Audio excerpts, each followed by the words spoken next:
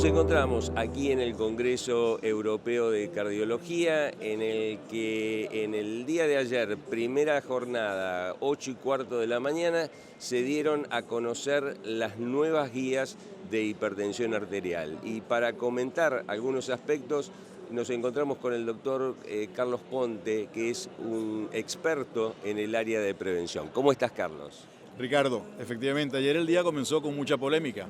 Es la primera vez que las guías europeas de presión arterial se presentan en forma dividida. Por una parte, la Sociedad Europea de Hipertensión, que la presentó en junio, y ahorita la Sociedad de Cardiología de Hipertensión. Estas son guías hechas por cardiólogos para el manejo de los pacientes por los cardiólogos.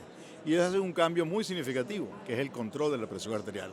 Ahora se define el control de la presión arterial según las guías de los cardiólogos, cuando la presión arterial debe estar entre 120 y 130 y entre 70 y 80.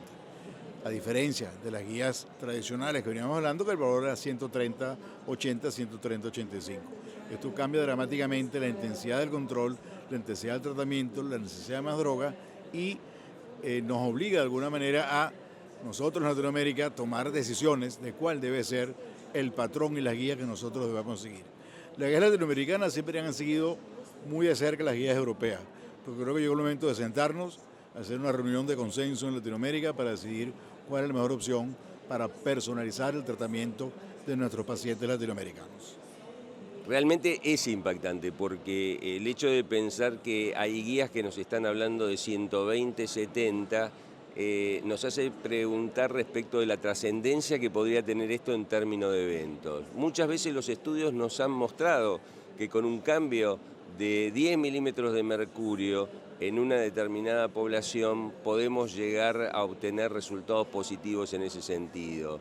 Pero también existen esos temores a la curva J, que si bajamos demasiado podemos llevarle un perjuicio a veces a nuestros pacientes. Desde el punto de vista ya personal y no de las guías, ¿cuál es tu percepción al respecto?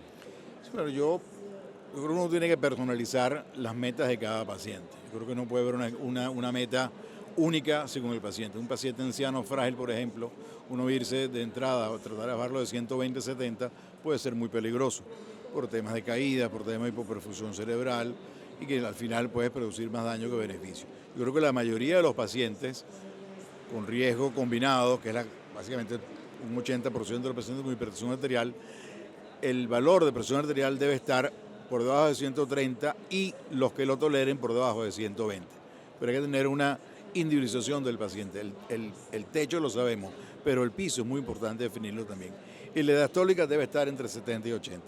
Por debajo de 70 los pacientes tienen síntomas y puedes terminar, si no vigilas a ese paciente y lo bajas demasiado a 70, puedes tener problemas de hipoperfusión renal, hipoperfusión cerebral y al final el daño puede ser mayor que el beneficio. Y un tema que uno como cardiólogo a veces no toma en cuenta, poner que todos los pacientes estén debajo de 120 aumenta significativamente el costo del tratamiento de la hipertensión arterial y hace que la mayoría de los pacientes necesiten de no solo 3, sino inclusive 4 drogas.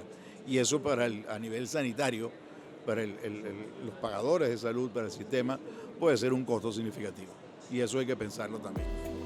Bueno, Carlos, te agradezco muchísimo el tiempo que nos has dispensado. Ha sido el doctor Carlos Ponte actualizándonos aspectos de hipertensión arterial aquí en el Congreso Europeo de Cardiología.